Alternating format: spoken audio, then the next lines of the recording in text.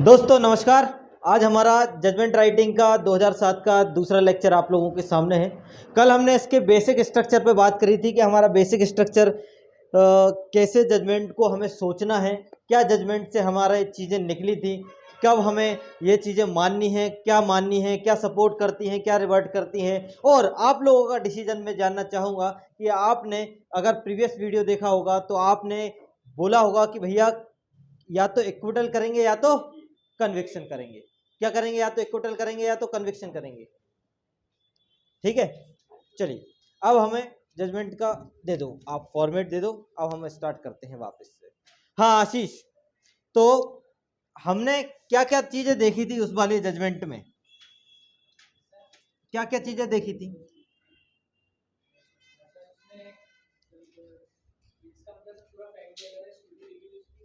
हाँ हाँ, मतलब कल हमने ये देखा कि भैया कितने समय पे अभियोजन में 5 पहली चीज। अब मेन चीज पे आप डिसाइड, आज हमें पढ़ना ये है कि हम जो स्टोरी बता रहे थे, और चलो हमने आपने कन्विक्शन किया हो, चाहे आपने क्या किया हो, इक्विटल किया हो, जिसने इक्विटल किया वो अपने पॉइंट रखे और जिसने कन्विक्शन किया वो अपने पॉइंट रखे। है क्लियर बात? इक्विटल क्यों है? इक्विटल क्यों है? अगर आप बोल रहे हो कि भैया वो व्यक्ति ए जो व्यक्ति है वो अपने स्टेटमेंट से क्या हो गया, चेंज हो गया, इस चक्कर में मैं उसको क्या करूंगा, इक्विटल करूंगा। पहली चीज ये निकल रही। दूसरी चीज कुछ निकल रही क्या?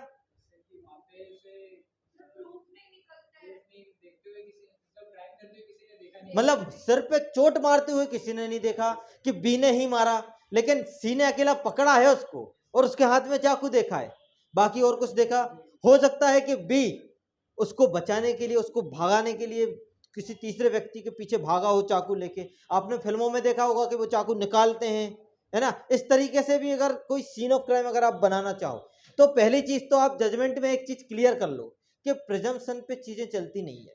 किस पे नहीं चलती? प्रिजम्पशन पे। आपके एविडेंस की वैल्यू पे आपकी जजमेंट राइटिंग चलती है। तो एविडेंस की वैल्यू पे आपकी जजमेंट राइटिंग चली तो मैंने आपके 3 चीजें इस तरफ लिखी थी और 2 चीजें इस तरफ लिखी थी। मतलब पढ़ना किसका भारी था? इक्विटल का, कन्विक्शन का? कन्विक्शन का। क्योंकि आपके आईओ की रिपोर्ट, आपके डॉक्टर के स्टेटमेंट, आपके सी की स्टेटमेंट, ये 3 चीजें आपके पास थी।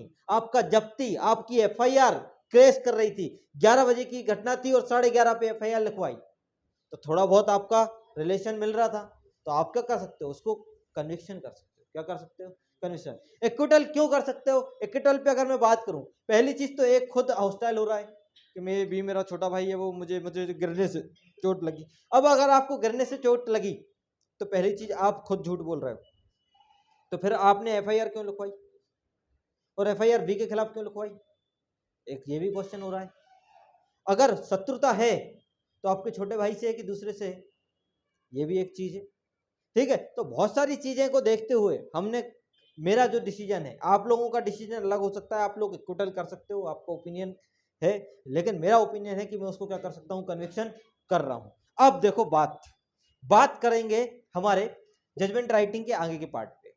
सबसे पहले अगर मैं बोलूं कि जो जजमेंट राइटिंग में जो 4 जो आपके नाम होते हैं, एक होता है P1 प्रोसिक्यूशन विटनेस नंबर 1, मतलब PW1 ये prosecution witness number 2, PW2 prosecution witness number 3, PW3, इस तरीके से आपका चलता है। ऐसे ही आपका डिफेंड वो आपका रिस्पोंडेंट एग्रीव्ड पर्सन हो गया यहाँ पे, और आपका रिस्पोंडेंट रहता है तो यहाँ पे भी आपका DW1, DW2 और DW3, मतलब आपका जो डिफेंडेंट रहता है, ठीक है, जो आपका प्रतिवादी रहता है, जो आपका रिस्पोंडेंट रहता है ना, जो आपका एक्यूज पर्सन रहता है, ये इसके लिए आता है। अब ये आपका इसके लिए आ गया, ये आपका एग्रीव्ड पर्सन के लिए आ गया, ये एक्यूज पर्सन के लिए आ गया। तो भैया एविडेंस को किस नाम से जाना जाता है जजमेंट राइटिंग में? तो एविडेंस को जाना जाता है भैया आपका PP1 प्रादर्श प्रति 1, प्रादर्श प्रति 2, प्रादर्श प्रति 3, मतलब आपका जो हिंदी में नाम बनता है, ठीक है, ये आपको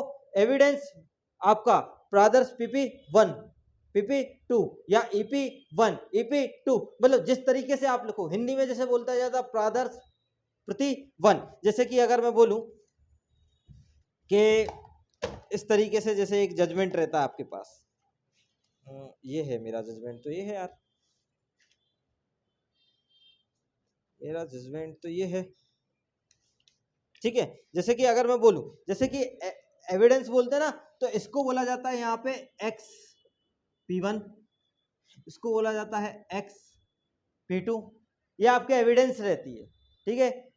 क्या रहती है, इसी को बोला जाता है हिंदी में प्रादर्श P1, प्रादर्श P2, इस तरीके से ये वाली कहानी भी चलती है, ठीक है। क्लियर हो रहा कि नहीं हो रहा है ना, ये यहाँ पे आपको चलेगा। चलिए, तो ये तो आपने जनरल तौर पे जो मैं बता रहा हूँ कि यहाँ पे ये वर्ड यूज होते हैं। अब एक बात और जान लो इसके अलावा, ये तो नाम है पहली चीज। अब सबसे पहले जजमेंट के पहले देखा जाता है चार्ज, और हमने पूरा डीपली एनालिसिस करा था उस चीज का जिस चीज को आपने कन्विक्शन तक आप ले गए, या जिस चीज को आप एक्विटल तक आप ले गए, पूरा एनालाइज किया था। तो अब सबसे पहले मेरा 5 पॉइंट जो मैंने कल लिखवाए थे, पहला क्वेश्चन बना था वरांडा, पहला क्वेश्चन क्या बना था, वरांडा। अब यहीं से अपनी कहानी स्टार्ट होती है। कहाँ से कहानी स्टार्ट होती है, सबसे पहले चार्ज फ्रेमिंग का आप सीखो, डेट, टाइम, मेंशन, स्ट्रक्चर, इन सब चीज़ों से आप थोड़ा सा अभी दूर रहते हैं, है ना। फॉर्मेट आप एक हफ्ते में भी आराम से सीख सकते हो, लिखने का तरीका भी आप सीख सकते हो, लेकिन सोचना कैसे, चार्ज फ्रेम कैसे करना है, जज क्या सोचता है, चार्ज कैसे लगाता है, पुलिस जो चार्ज लगाती है वही चार्ज जज लगाता है क्या, नहीं लगाता है। आपकी जो किताब है, फेमस किताब है, उनमें भी जो चार्ज है उन पे भी आप सोच सकते हो सकता है वो गलत हो सकता है वो गलत हो। अब बताइए, बरांडा, ओपन बरांडा के क्लोज बरांडा के बारे में बात हो रही थी। ओपन बरांडा, मैंने बोला बरांडा हाउस में कब आएगा, जब वो क्लोज हो, जब उसमें एक बाउंड्री हो, और वो हाउस में कब नहीं आएगा, जब वो ओपन हो, ठीक है। तो इस तरीके से हमने कल क्या करी थी, इस पर चर्चा करी थी।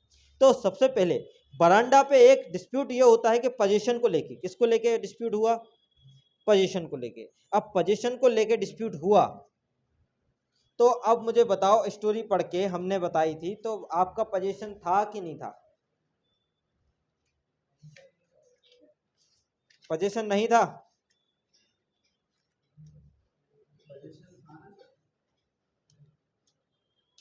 पोजीशन था कि नहीं था,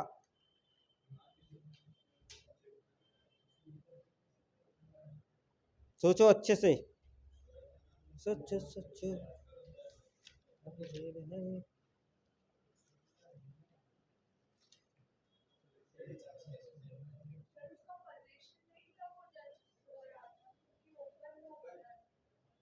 नहीं था। अब आईपीसी की बुक उठा लो अपनी अपनी, आईपीसी लाए हो, आईपीसी लाए हो, बिना आईपीसी के कैसे कहानी चलेगी आगे। आईपीसी, आईपीसी, आईपीसी, कौन सी, क्या आईपीसी 1860, आईपीसी बुक दे दो, बुक कोई सी भी दे दो, आईपीसी खोल ली अपनी अपनी, नेट पे निकाल लो, कहीं से भी निकाल लो। अब आप लोग भी आईपीसी खोलो, आप थोड़ा सा फ्रेमिंग सीखेंगे। हाँ हाँ,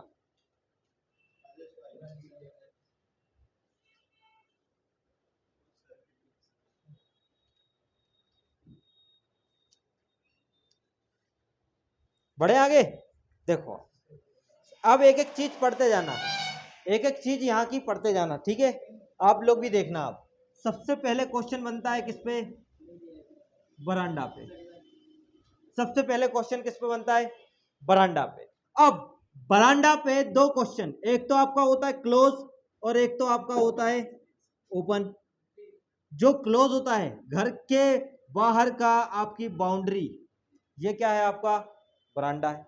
क्या है ये, बरांडा है। और ये बाउंड्री हटा दें, अगर आपकी गाड़ी रखी है, आपकी कार रखी है, तो भी आप उसको बरांडा बोल सकते हो, ठीक है। तो ये वाली चीज आपकी क्या हो रही है यहां से। अब क्वेश्चन ये आता है, पोजीशन था कि नहीं था। पहली चीज, पोजीशन था कि नहीं था। ये चीज मैंने कल आपको बताई कि उस पर पोजीशन हमने माना कि भैया बरांडा किसका था, उसी का था। बरांडा किसका था? उसी का था। क्यों माना? क्योंकि ऐसा कहीं लिखा ही नहीं है, बी ने ऐसा कहीं कुछ बोला ही नहीं है। बी अगर बोल देता कि सर ये मेरे बरांडा पे सो रहा था इसलिए मैंने इसको 5 बार मना किया कि भैया अब आप नहीं सोगे, आप, ये मेरी प्रॉपर्टी का क्या कर रहा था? डिस्ट्रॉय कर रहा था, ये मेरी प्रॉपर्टी का क्या कर रहा था? अनलॉफुल यूज कर रहा था, रॉन्गफुली पोजीशन कर रहा था, इसलिए मैंने इसको क्या किया? फिर मारा। अगर ऐसा डिफेंस लेता, लेकिन लिया क्या? नहीं लिया। तो भैया हमने क्या समझा कि इसका पोजीशन तो था। अब पोजीशन था तो आईपीसी में कौन सी सेक्शन आपका ट्रेसपास के बारे में बात करती है? अतिचार के बारे में बताइए। हाँ, अतिचार 400। वेरी गुड, खोलो एक बार और उसके एसेंशियल देख के आओ। यही सेम चीज आपको भी करनी है। ये जजमेंट राइटिंग फ्रेमिंग के तरीके होते हैं कि आपको सोचना कैसा है। क्रिमिनल ट्रेसपास के बारे में बात करता है। क्या लिखा है यहाँ पे? लिखा कि कोई संपत्ति या किसी संपत्ति में जो किसी दूसरे के कब्जे में है और इस आशय से प्रवेश करता है कि वह कोई अपराध करे। अच्छा, बी को रखो, अब बी को अपनी डेफिनेशन में रखो। क्या बोल रहा है? ए के पोजीशन में व्यक्ति, ए के पोजीशन में क्या है? वो बरांडा है। बी क्या करता है? उस पर रॉन्गफुली ट्रेसपास करता है, अतिचार करता है। किस आशय से? इंटेंशन भैया उसको क्या होना चाहिए? क्रिमिनल होना चाहिए। इंटेंशन कैसा होना चाहिए आपका? मतलब मेंटेलिटी कैसी होनी चाहिए? क्रिमिनल मेंटेलिटी होनी चाहिए जो आपका एंट्री ले रहा है उसमें। अगर जनरल तौर पे यदि कोई व्यक्ति, मैं ऑफिस में बैठा हूं और आ जाता है तो ये ट्रेसपास हुआ, लेकिन क्रिमिनल हुआ क्या? नहीं हुआ। विदाउट परमिशन आता है तो ये ट्रेसपास हुआ, क्रिमिनल हुआ क्या? नहीं। लेकिन आने के बाद अगर उसका कोई धमकी वमकी देता है और यदि और उसका इंटेंशन चेक हो जाता है तो वो कैसा इंटेंशन हुआ? फिर क्रिमिनल ट्रेसपास हुआ। मतलब नॉर्मली आपका विदाउट परमिशन घुसना ही आपका ट्रेसपास में आ जाता है, अतिचार में आ जाता है, क्योंकि आपने परमिशन नहीं ली। आपने क्या किया? विदाउट परमिशन घुसा। ठीक है, पहली लाइन तो ये बोल रही कि जब घुस रहे थे, घुसने के पहले ही आपका क्या था? इंटेंशन था। घुसने के बाद इंटेंशन नहीं बना। आप जब घुस रहे थे तभी आपको क्या था? इसमें इंटेंशन था। दूसरी चीज, जिसके कब्जे में वो प्रॉपर्टी है, मतलब एक के कब्जे में वो क्या थी? बरांडा था। ठीक है, अब उसे अभित्रस्त करता है। 3 चीजें आपको देखने मिलती है। एक तो आपका होता है इंटिमिडेशन, अपमानित, आपका डिफेमेशन, और क्षुब्ध मतलब आपका अलार्म कॉज होता है। अलार्म कॉज मतलब कुछ हानि वगैरह। ठीक है, एनॉय, इंसल्ट और अलार्म, इंटिमिडेशन। ठीक है, एनॉय, इंसल्ट और इंटिमिडेशन। अब ऐसी संपत्ति पर विधि पूर्वक प्रवेश करके, ठीक है, और विधि विरुद्ध आशय बना रहता है। अब देखो, 2 चीजें आपको काय में मिल रही है? 141 में। पहली चीज आपको ये मिल रही है कि भैया एंट्री प्लस क्रिमिनल इंटेंशन। ये एंट्री के साथ ही आपको क्या है? Criminal intention. दूसरे में मिल रही है entry plus after criminal intimidation. Criminal intimidation नहीं, क्रिमिनल इंटेंशन, इंटिमिडेशन नहीं। और 3 चीजें यहां से निकलती हैं जब आप अतिचार करते हो। एक तो आपका निकलता है एनॉय, दूसरा आपका निकलता है इंसल्ट, और तीसरा आपका क्या निकलता है? क्या निकलता है? इंटिमिडेशन। इंटिमिडेशन धमकी वमकी देना, इंसल्ट आपको पता ही है, एनॉय आपको क्षोभ कारित करना, क्षोभ कारित करना, हानि कुछ, है ना? जैसे कि गाली देते हैं तो गाली में आपको क्या होता है? एनॉय कॉज होता है ना? तो मुझे क्या हुई है? गाली से अपमानित हुआ हूं मैं। क्या हुआ हूं मैं? अपमानित हुआ हूं, मुझे बहुत भावनाओं को ठेस पहुंची है। ये वाली चीज इसमें देखने मिलती है। इसका दूसरा वाला पॉइंट क्या लिखा है? Having lawfully entered. अब बोल रहा है कि अगर आप विधि पूर्वक प्रवेश करते हो और प्रवेश करने के बाद विधि विरुद्ध आशय, मतलब आपकी 2 चीजें हैं। पहला, एंट्री के पहले आपका क्रिमिनल इंटिमिडेशन है और आप मतलब क्रिमिनल इंटेंशन है और आप उसके साथ एंट्री ले रहे हैं, पहली चीज। दूसरी चीज, आपका क्रिमिनल इंटेंशन बना लेकिन एंट्री के बाद बना। ठीक है, वो एग्जांपल मैंने दिया। तो अब मुझे बताओ कि आपका पहली चीज, जब आपकी पहली लाइन आप पढ़ते हो कि 15, कौन सी डेट? 15/5/2007 को रात 11 बजे व्यक्ति बरामदे में सो रहा था। वो आया और उसके सर पे क्या मार दिया? सीधा चाकू मार दिया। क्या मार दिया? तो क्रिमिनल इंटेंशन से आया कि घुसने के बाद चाकू मारा, ऐसा कहीं लिखा क्या? तो हम क्या मानेंगे कि भैया चाहे दोनों हो, चाहे घुसने के बाद बना हो चाहे घुसने के पहले, लगेगा तो एक ही सेक्शन ना, 441। इसकी पनिशमेंट कहाँ है? 447 में इसकी पनिशमेंट है। देखो कितनी पनिशमेंट है भैया, 3 माह, है ना। इसका मतलब अगर आप फ्रेमिंग ऑफ चार्ज में अगर इसको ले जाते हो, किसको ले जाते हो आप, अपने सेक्शन को ले जाते हो, तो आपको लिखना पड़ेगा 447 सेक्शन। क्या लिखनी पड़ेगी, क्योंकि पनिशमेंट के प्रोविजन लिखना है, डेफिनेशन के प्रोविजन है उसमें नहीं लिखना है, पहली चीज। अब मैं लगाऊं 447 कि नहीं लगाऊं, पहली कंडीशन साइड में रख लेते हैं, चेक करेंगे, ठीक है। 447 सेक्शन हम चार्ज में इसको लगाएंगे अंडर सेक्शन आईपीसी, ठीक है। अब आगे की लाइन में क्या लिखा था, सो रहा था, सर पे चाकू मारा, क्या मारा, चाकू मारा। तो भैया सबसे पहले चाकू कौन से सेक्शन में जाता है, आयुध, मतलब आपके हथियार, है ना। तो कौन से सेक्शन में आपको इंजरी, जो उसमें लिखा है चाकू मारने से क्या होता है, उसको हर्ट होता है।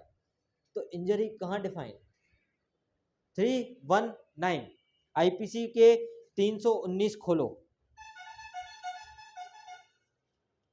जिनने लॉ पढ़ा हुआ है उनके लिए तो आसान रहता है, लेकिन आप लोगों ने अभी पढ़ नहीं रखा है, तो इसलिए थोड़ा सा आपको घूमना रहता है, आपको ढूंढना है, और आपको एसेंशियल कंटेंट के साथ ही अपन आगे बढ़ेंगे, ठीक है। चल,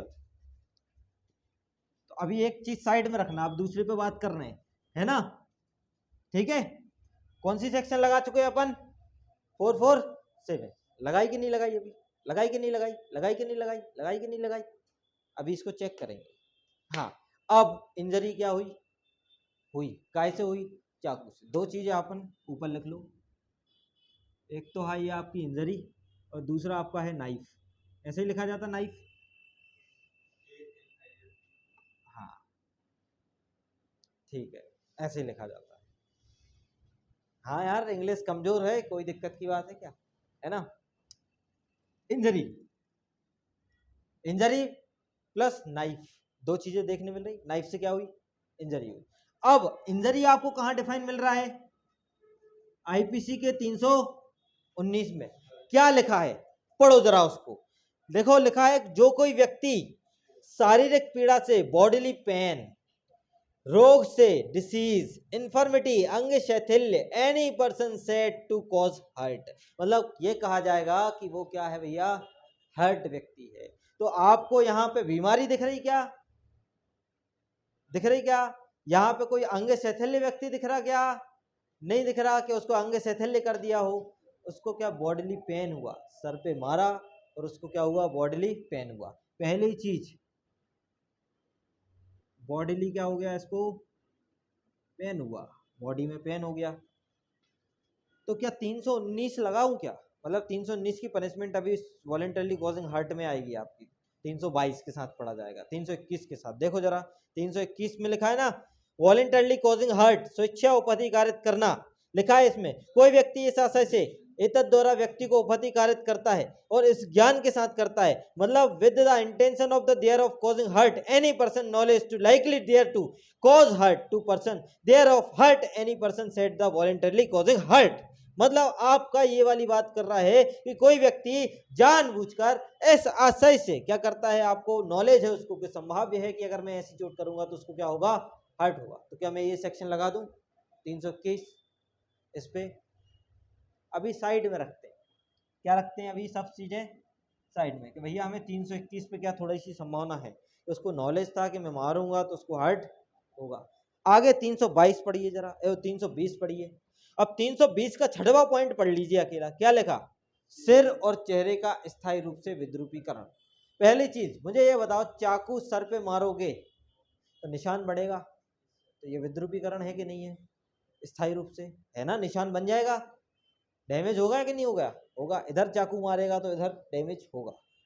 तो अब एक और चीज निकल के आती है, अरे यार 320 भी तो लग रहा है, 320 का 6 पॉइंट लग रहा है कि नहीं लग रहा है, लग रहा है।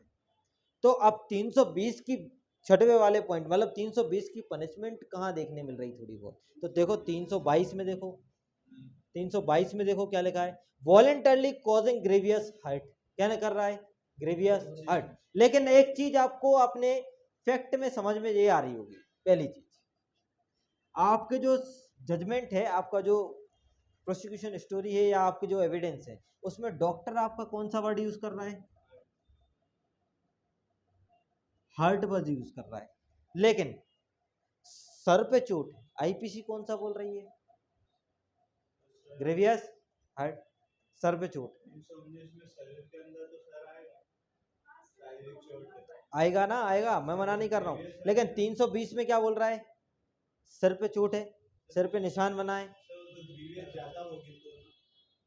मैं मना नहीं कर रहा हूँ, लेकिन आपके डॉक्टर के स्टेटमेंट भी तो देखो। डॉक्टर जो बोलेगा वो मानोगे कि फिर किसी और के एविडेंस की वैल्यू करोगे कि सेक्शन आप मन से लगाओगे? डॉक्टर की एविडेंस की वैल्यू मानोगे? अभी अभी अभी अभी अभी अभी चाकू बचा है, अभी तो इंजरी पे बात हो रही है, अभी चाकू बचा है, अभी तो चाकू है कि चाकू से मारोगे तो सेक्शन का वेटेज ज्यादा है। अभी तो कुछ हुआ ही नहीं, अभी तो क्या हुआ, अकेला यही लगा है अभी तो।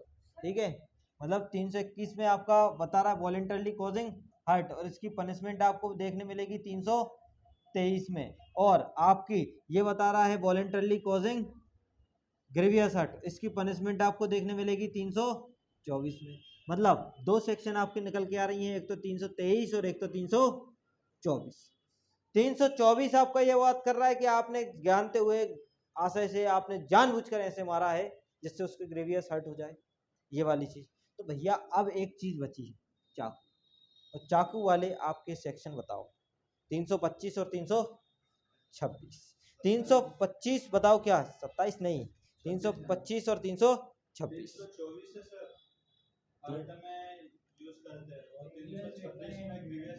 हाँ बिल्कुल सही, बिल्कुल सही। इसमें भी आपका क्या है, आपका इसमें भी आपका क्या है? हाँ, ये भी हार्ट यूज होता है, लेकिन इसमें वेपन का यूज किया गया। बिल्कुल, वेरी गुड, अच्छा सोचा। सोचा क्या लिखा है उसमें, सोचा क्या?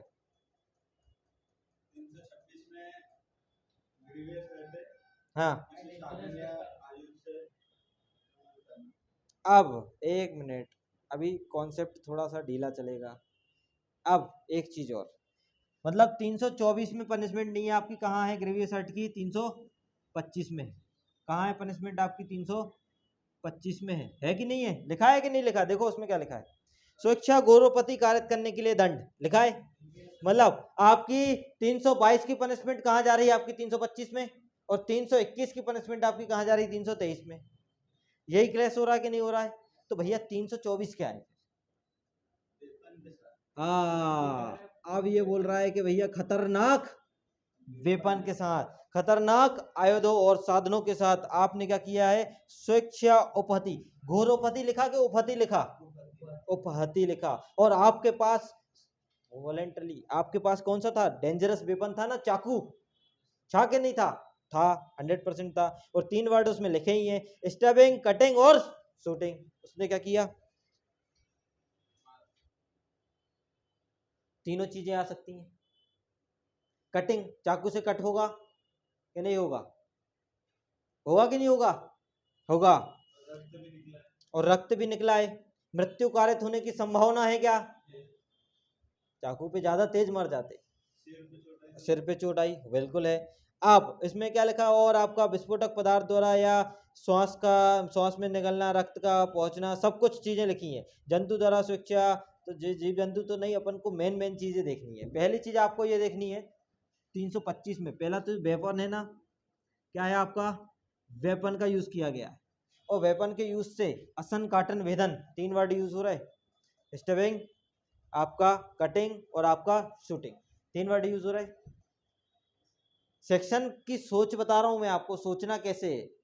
ये लगेगा, ये लगेगा, ये लगेगा, ये सोचना बता रहा हूं कि आपको सोचना कैसे है। फ्रेम ऑफ चार्ज में लगाने के लिए तो अब भी लग जाए, लेकिन आप सोचोगे कैसे?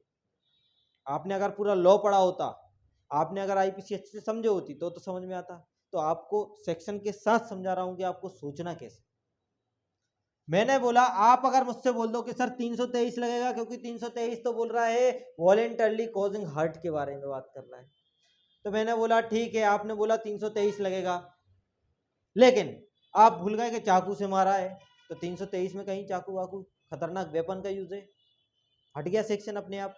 दूसरी चीज आपने बोला सर 325 लगेगा, ग्रेवियस हर्ट है, तो इधर कहीं जजमेंट राइटिंग में ग्रेवियस हर्ट वर्ड का यूज हुआ था, तो ये तो अपने आप हट गया, तो 325 भी नहीं लगना।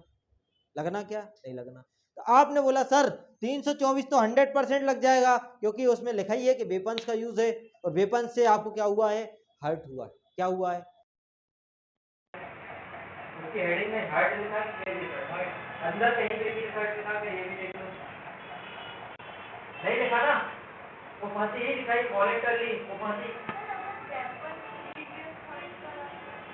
तो 326। और वेपन तो छोड़ो, अगर मैंने हाथ से मारा और हाथ इतना तेज था कि आप कम से कम 4 दिन नहीं समझे, आपकी मृत्यु की संभावना हो गई। नहीं कोई लोग इधर मार देते ना, बेहोश हो जाते, और कोई तेज पड़ गया तो कोई भी नसी दब गई तो गर्दन की चले गए तो ये भी क्या आपका डेंजरस वेपन? कौन आपका? अगर हाथ ही इतना तेज मार दिया, बोलते सर मैंने तो चाटे चाटे मारे थे और वो व्यक्ति कोमा में चला। अरे भैया आप तो 323 लगाओ क्या? चाटे चाटे मारे थे? नहीं। अब आपका मतलब आपका इंटेंशन के साथ साथ आपके फोर्स को भी देखा जाएगा कि आपने कितने फोर्स से उस चीज का यूज किया है। वेपन अकेला होना जरूरी नहीं है, उस चाकू से आप गर्दन नहीं उड़ा सकते, गर्दन मार रहे समझ रहे हो आप? तो आप ग्रेविटी के हिसाब से देखा जाएगा, और ग्रेविटी चेक कौन करता है? डॉक्टर बताएगा कि भैया आप चाकू आपने नॉर्मल मारा, इसलिए इसको क्या हुआ, इसलिए आपकी सेकंड क्योंकि यहाँ पे वो वर्ड यूज हुआ है वेपन प्लस हाइट, और इससे आपकी डेथ की सेंटेंस, डेथ की संभावना थी, और आपका मान रक्त भी निकला था। ये सब चीजें इसमें फुलफिल हो गई। चलो 326 को और बात कर ही लेते हैं, क्या आंसर निकलेगा पढ़ना जरा। 326 क्या निकला? 326 वॉलेंटरी कॉजिंग ग्रेवियस हर्ट, मतलब ये तो बात यही खत्म हो गई। उसमें लिख दिया वॉलेंटरी कॉजिंग ग्रेवियस, और हम बात किस करने आए हैं? हर्ट, क्योंकि हमें जजमेंट राइटिंग में पूरे में क्या मिला? तो ये बोलती क्या है? हर्ट हुआ है। ग्रेवियस हर्ट हुआ क्या? नहीं हुआ। उसमें लिखा क्या हर्ट? ग्रेवियस हर्ट हुआ क्या? नहीं। कोर्ट में ऐसा प्रूफ हुआ क्या ग्रेवियस हर्ट हुआ क्या? नहीं। जब नहीं हुआ तो वो व्यक्ति क्या है? सिर्फ और सिर्फ हर्ट, और सिंपल इंजरी कहीं पर यूज होता ओनली जहाँ पर हर्ट पर यूज होता है, हार्ट। ठीक है, जब भी जजमेंट राइटिंग का चार्ज फ्रेम करो, सिंपल इंजरी नहीं, ओनली हर्ट, तो वो भी कौन सा हर्ट? वॉलेंटरी हर्ट, और वॉलेंटरी होना चाहिए। ठीक है, सारे पे अगर बोलोगे इसका मतलब बोला सकूंगा तो आपका कमिटमेंट पे चला जाएगा। समझ रहे हो? मतलब आपको किसी ने क्या किया? प्रेरण किया, आपको किसी ने क्या किया? अवेट किया। ठीक है, ये वाली चीज आपको ध्यान में देखनी है। क्लियर हो रहा है? हो रहा है? अब मतलब मैं कौन सी सेक्शन उठा लूँ यहाँ से? एक तो मैंने उठाई कौन सी? 300, एक तो 324 उठा ली, और एक तो 446 उठा ली। एक आपका बता रहा था क्रिमिनल ट्रेसपास के बारे में, और एक आपको बता रहा था हाइट के बारे में कि वेपन से अगर हाइट करोगे 324 लगेगा। और कुछ सेक्शन आपको देखने मिल रही है वहां पे? बताओ। गाली गलौज हुई क्या कि 214 में लगा दूं? मारने की धमकी दी क्या? जान से मारने की धमकी मिली क्या? नहीं मिली। और कुछ हुआ क्या? नहीं हुआ। और कुछ ऐसा चीज आपको देखने मिलेगी जिससे उसकी सेक्शन बढ़ जाए, ऐसा दिखा क्या? नहीं। मतलब आपको चार्ज फ्रेम करना है दो सेक्शन का, एक तो आपको करना है 324 का, और एक आपको करना है 447 का। और चार्ज फ्रेम करते समय अभी फॉर्मेट नहीं बता रहा हूँ, आपको इनके एसेंशियल कंटेंट बहुत अच्छे से याद है। आप इसमें बात कर लेते हैं एसेंशियल कंटेंट। जब भी आप चार्ज फ्रेम करते हो तो आपको इसके एसेंशियल कंटेंट को याद करके ही चार्ज फ्रेम करना है, बिना उसके आप चार्ज फ्रेम मत करना। फॉर्मेट के हिसाब से चलना, फॉर्मेट जो मैं बताऊंगा उसके हिसाब से चलना, लेकिन आपको एसेंशियल कंटेंट को थोड़ा बहुत मेंशन करना पड़ेगा। ठीक है, कि भैया आपको बताना पड़ेगा कि अगर हम 447 लगा रहे हैं तो 447 में दो तरीके की बात हुई। किस तरीके की बात हुई? दो तरीके। पहली चीज बात ये हुई थी कि वो एंट्री है, और एंट्री के साथ ही उसका क्या था? क्रिमिनल इंटेंशन था। क्या था उसका? Criminal intention. इसके साथ एंट्री के साथ उसका क्या था? Criminal intention. पहली चीज आपको ये वाली थी। दूसरी चीज इसमें ये मिलता है कि भैया एंट्री के बाद ना आफ्टर क्रिमिनल इंटेंशन बना, क्या बना, एंट्री के बाद। तो आपको दोनों चीजें फुलफिल हो रही क्या इसमें? बिल्कुल हो रही। हो रही क्या? बिल्कुल हो रही है। हो रही क्यों नहीं हो रही? हो रही है। आप क्योंकि जजमेंट राइटिंग में समझ में नहीं आ रहा, आपके प्रोसिक्यूशन स्टोरी में समझ में नहीं आ रहा कि आप ये भैया बरांडा में घुसे, ये घुसे पहले आपने के घुसने के बाद इंटेंशन बनाया मारने का, या आपने जाति से पहले के इंटेंशन का आपको मारने का भी इंटेंशन छोटा है और इसको हमने मारना है, इस तरीके का भी हो सकता है। लेकिन स्पेसिफाइड नहीं है तो हम क्या 324 की, तो 324 में पहली चीज़ तो आपको डेंजरस वेपन आपको देखने मिल रहा है, मिल रहा कि नहीं मिल रहा वेपन, और आपको डेंजरस वेपन भी देखने मिला, और डेंजरस वेपन के साथ हर्ट ही हुआ है, ग्रेवियस हर्ट तो नहीं हुआ, पहली चीज़। दूसरी चीज़ हम ये भी चीज़ देख रहे हैं इसमें कि आपको एक तो आपका लिखा है क्या बोला, कटिंग, और एक आपको क्या बोला, कटिंग के बाद स्टबिंग, और एक के बाद आपका शूटिंग। कटिंग, स्टबिंग और शूटिंग, तीनों चीज़ों की वो क्या करता है, आपसे बात कर रहा है। लेकिन जब चाकू मानोगे, क्योंकि 5 टाइप्स ऑफ वुंड्स आप जब पढ़ोगे, कितने टाइप, 5 टाइप्स ऑफ वुंड्स, तो आपका जो भी चीज़ें आपको आएंगी उसमें समझ में, ठीक है। तो कटिंग आपका आएगा, चाकू से क्या होता है, कटी लगेगा। स्टबिंग क्या होती है, असन कि डंडे वंडे से मार दिया, स्टबिंग। शूटिंग, समझ गए बात को। तो ये वाली चीज़ आपको समझ में आनी चाहिए इसको पढ़ने के बाद, कि यहाँ पे कौन से वर्ड का यूज़ करना है, फिर आपको कटिंग, पहली चीज़ है। तो तीनों एसेंशियल है ना। और तीसरी चीज़ यहाँ पे क्या निकल के आ रही है आपकी, वॉलेंटरली कॉजिंग हर्ट। आपको ये हर्ट होना चाहिए, तो ये हर्ट होना चाहिए कैसा, वॉलेंटरली कॉजिंग हर्ट। इस वाले वर्ड को यूज़ करना ही करना पड़ेगा, क्योंकि वो स्वेच्छा मारेगा, किसी के दबाव में मारेगा तो उसको डिफेंस मिल जाएगा, 100% मिल जाएगा, ठीक है। और क्या वर्ड निकल रहा है, हाँ, किससे मारा, बाय मीन्स। डेंजरस वेपन मतलब इसको बोला जाता है बाय मीन्स। ये सब वर्ड आपके चार्ज में फ्रेमिंग होने चाहिए। और उस मीन्स से क्या रिजल्ट निकला, खून निकला, क्या निकला, ब्लड। और ये भी आपको क्या करना पड़ेगा, उसमें मेंशन करना पड़ेगा। मतलब मीन्स से क्या निकला आपका, ब्लड। और अगर डॉक्टर ने कुछ ऐसा बता दिया हो कि इतने में इतने जगह वो अभी जब जजमेंट आपको और प्रोसिक्यूशन हिस्ट्री मिलेगी तो बताएगा 2 रेशियो इसमें कट आया था, इतना आया था, तो वो भी थोड़ा बहुत आप क्या कर सकते हो, इसमें थोड़ा बहुत मेंशन कर सकते हो, ठीक है, चार्ज में, कि इस तरीके से ब्लड निकला था, ये इतने घाव था, ये वाली चीज़। और क्या निकल के आएगा यहाँ पे निकल के आएगा, likely to death and means of fire, husband stabbing of means poisoning. ये तो अलग अलग टाइप के बता देंगे। लास्ट में आप बोलोगे shall the punish imprisonment of the, ये वाली चीज़ आपको यहाँ पे लिखनी नहीं है, ठीक है। मतलब आपको जो रिजल्ट निकल रहा है वो लिखना है, आपको मीन्स जो आपका मीन्स रहता है, जो आपका हथियार रहता है, उसका नेचर लिखना है कि चाकू से मारा, काइट से मारा, कैसे मारा। आपको लिखना है कि उसका इंटेंशन कैसा था, वॉलेंटरली था कि कैसा था, ये वाली चीज़ आपको मेंशन करनी है, आपको ये वाली मेंशन करनी है, ठीक है। और आपका वॉलेंटरली कॉजिंग हर्ट लिखना है, ठीक है। सिंपल इंजरी टाइप की कोई चीज़ ऐसी लिखनी नहीं है कि साधारण किस्म का आपको चोट आई है, क्योंकि जो कि उसमें बोल दिया है, लेकिन ऐसा आपको यूज़ करना नहीं है। तो आपको ये वाली चीज़ें आप जब भी आप लिखोगे तो आपको ये वाली चीज़, अब मैं बोल रहा हूँ कि इसमें क्या मेंशन करना है, तो आ जाओ एक बार 447 देखो। ये तो मैंने 2 कंडीशन बताई, 447 में जो एसेंशियल कंटेंट निकलेंगे आपके वो भी अलग हैं। पहली चीज़ आपको क्या लिखा है कि भैया प्रॉपर्टी पे पोजीशन है, another intention to commit offence of the intimidation, insult और एनॉय। ये 3 चीज़ें, इंटिमिडेशन, इंसल्ट और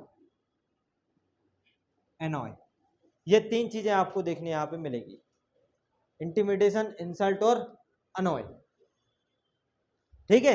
मतलब क्रिमिनल इंटेंशन, क्रिमिनल आपका इंटेंशन प्रूफ कैसे होगा, जब उस व्यक्ति को इंटिमिडेट हो, जब उस व्यक्ति की इंसल्ट हो, जब उस व्यक्ति को एनॉय कॉज हो, तो ये वाली चीज। और उस व्यक्ति को क्या हुआ, कुछ हुआ इसमें से,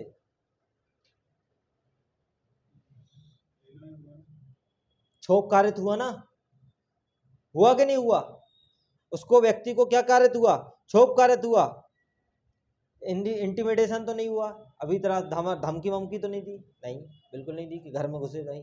आपका इंसल्ट तो नहीं किया? नहीं, बिल्कुल नहीं। सीधा आपने अनॉय, क्षोभ कारित हो गया है। अब हाँ, क्षोभ कारित हुआ। क्षोभ का आपका अनॉय मतलब आपका होता है नुकसान कुछ ना कुछ, तो हुआ, बाकायदा हुआ। ठीक है, तो ये वाली चीज़ आपको यहाँ पे, ये 3 चीज़ें आपको यहाँ पे मेंशन करनी पड़ेगी। ठीक है, अब एंट्री प्रॉपर्टी अनलॉफुल, आपको अनलॉफुल वर्ड यूज करना पड़ेगा कि अनलॉफुल आपने क्या किया है, एंट्री करी है। क्या यूज करना पड़ेगा कि अनलॉफुल एंट्री करी। लॉफुल एंट्री हो सकती है, अनलॉफुल इंटेंशन बाद में बन सकता है, लेकिन आपको प्रिजम्पशन यही तो लेना है कि भैया शुरुआत से उसका इंटेंशन कैसा था, बुरा। शुरुआत से उसका इंटेंशन कैसा था, उसको मारने का था, है ना। तो आपको अनलॉफुल एंट्री लिखनी पड़ेगी और अनलॉफुल एंट्री के कारण वो सिर पे मारता है, और ये वाली चीजें आपको लिखनी पड़ेगी। मारता किससे, चाकू से मारता है। ठीक है, मतलब इसके एसेंशियल कंटेंट भी आपको यहाँ पे थोड़ी बहुत देखने पड़ेंगे। Insult annoy such person with the intention committed of offence, ये वाली चीजें आपको लिखनी ही पड़ेंगी आपके चार्ज फ्रेमिंग में। एसेंशियल कंटेंट का थोड़ा बहुत आप ध्यान देना, एसेंशियल कंटेंट। अब मैं कल इसका बताऊंगा फॉर्मेट, कि आपका फॉर्मेट कैसा रहता है एक चार्ज लिखने का। पहले चार्ज पे बात करेंगे, फिर हम जजमेंट के फॉर्मेट पे बात करेंगे। ठीक है, एसेंशियल कंटेंट याद रखना, क्योंकि अगर मैं जब फॉर्मेट चार्ज का बताऊंगा तो आपको कहीं कहीं वो वाली चीज़ें मेंशन करनी पड़ेंगी। जैसे कि 324 में आपको मेंस मेंशन करना पड़ता है, कटिंग स्टबिंग, जो भी आपका रिजल्ट निकलता है, ब्लड निकलता है, वो वाली चीज़ें आपको मेंशन करनी पड़ती है। आपका इंटेंशन वॉलेंटरली था कि किसी के दबाव में आके किया, हर्ट हुआ, ग्रेवियस हर्ट हुआ, ये वाली चीज़ मेंशन। इसमें भी आपका एंट्री शुरुआत से थी कि नहीं थी, लेकिन अनलॉफुल एंट्री आपको लिखना ही पड़ेगी, क्योंकि अगर आप चार्ज लगा रहे हो तो आपको पता ही है कि अनलॉफुल एंट्री तो है ही है, क्योंकि उसको मारने का आशा है। क्योंकि ऐसा कहीं उसमें पढ़ने के बाद तो अपन को प्रूफ हुआ नहीं कि भैया वो पहले आया था, बातचीत हुई थी और फिर मार दिया, ऐसा कहीं लिखा था? नहीं लिखा था, है ना। क्लियर, समझ में आई आज की कहानी कि नहीं आई? ये आपका ऐसा आपको चार्ज पे सोचना, ये एक चीज नहीं सोचना, एक चीज नहीं सोचना, बहुत सारी चीजें सोचना है। और आपको आईपीसी पे पकड़ बनाने वाली चीज भी यही है। अगर आपकी आईपीसी पे पकड़ है तो आपकी जजमेंट राइटिंग की चार्ज में कभी दिक्कत हो ही नहीं सकती। बस फॉर्मेट की देरी है, और आपको एसेंशियल कंटेंट पता है, और आपको ये पता है कि हमें इसको एसेंशियल कंटेंट को लिखने का भी तरीका होता है। जब फॉर्मेट बताऊंगा तो उसमें आपको समझ में आएगा कि उसको एक लिखने की एक तरीका होता है कि उसको लिखा ऐसे जाता है कि पहले मारोगे किससे, पहले आपको इंटेंशन प्रूफ करना पड़ेगा। इंटेंशन वॉलेंटरली कॉजिंग हर्ट करने का था। मारा किससे, चाकू से मारा। चाकू से मारा तो कहाँ मारा, सर पे मारा। सर पे मारा तो क्या रिजल्ट निकला, ब्लड निकला ना। इस तरीके से आप क्या करते हो, फ्रेम करोगे उस चीज़ को।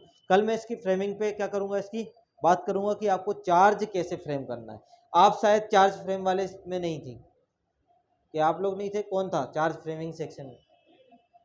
आप लोग दोनों थे कि चार्ज जब मैंने फ्रेम किया था, एक स्टोरी सुनाई थी पान वाले की, है ना, सुनाई थी ना। तो ठीक है, कल हम इसकी चार्ज फ्रेमिंग करते हैं, और आप लोग इस पर सर्च करके आना। अगर आपको अभी भी लग रहा है कि इक्विटल करना है तो मैं उसके लिए तो अभी भी तैयार हूँ। आप इक्विटल के लिए कर सकते हैं तो इक्विटल के लिए सेक्शन लगा देंगे, कोई दिक्कत की बात नहीं है। क्यों हो रहा है इक्विटल, तो कितनी बार पढ़ा है, क्यों हो रहा है? तो ओपिनियन भी तो होना चाहिए आपका, ओपिनियन होना चाहिए कि नहीं होना चाहिए? आपने बोला इक्विटल, मैंने मान लिया, क्यों मानूंगा यार मैं? आप अपने पॉइंट ऑफ व्यू रखो, मैं अपना पॉइंट ऑफ व्यू चेंज कर लूंगा। अगर मुझे लगता है कि आप सही बोल रहे हैं तो मैं गलत हो सकता हूँ, और आप लोग भी अगर सही बोल रहे हैं तो मैं गलत हो सकता हूँ, कोई दिक्कत नहीं। जजमेंट राइटिंग अपना अपना ओपिनियन है। मेरा ओपिनियन है कि मुझे कन्विक्शन करना है, क्योंकि मैं मानता हूं कि व्यक्ति झूठ बोल सकता है लेकिन साक्ष्य झूठ नहीं बोलते। ये बुक में भी लिखा है, ठीक है। तो जब साक्ष्य झूठ नहीं बोलते तो साक्ष्य मेरे झूठ बोल नहीं रहा यार। व्यक्ति कितना भी झूठ बोल दे, मुझे नहीं मारा, मेरी गिरने से चोट लगी, नहीं मानूंगा मैं। डॉक्टर तो बोल रहा ना, एमएलसी रिपोर्ट तो बोल रही ना, डॉक्टर की रिपोर्ट तो बोल रही ना, बोल रही कि नहीं बोल रही? तो बस, तो फिर अब बताओ, बताओ।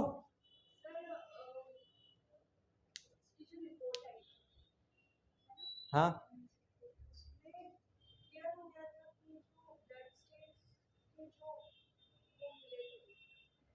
ह्यूमन के थे।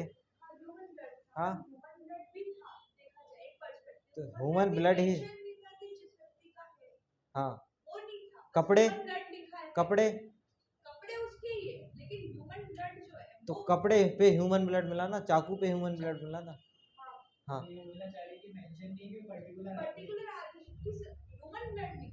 तो वो तो मैंने बताया ना कि चलो मेंशन नहीं है। हाँ अरे चलो ठीक है, एक एविडेंस निकल गया, ह्यूमन ब्लड लिखा है लेकिन पर्टिकुलर मेंशन नहीं है किसका है। ये तो मैंने क्वेश्चन पहली क्लास में भी अराइज कर दिया था। पहली चीज तो ब्लड है या नहीं है, ह्यूमन का है तो किसका है।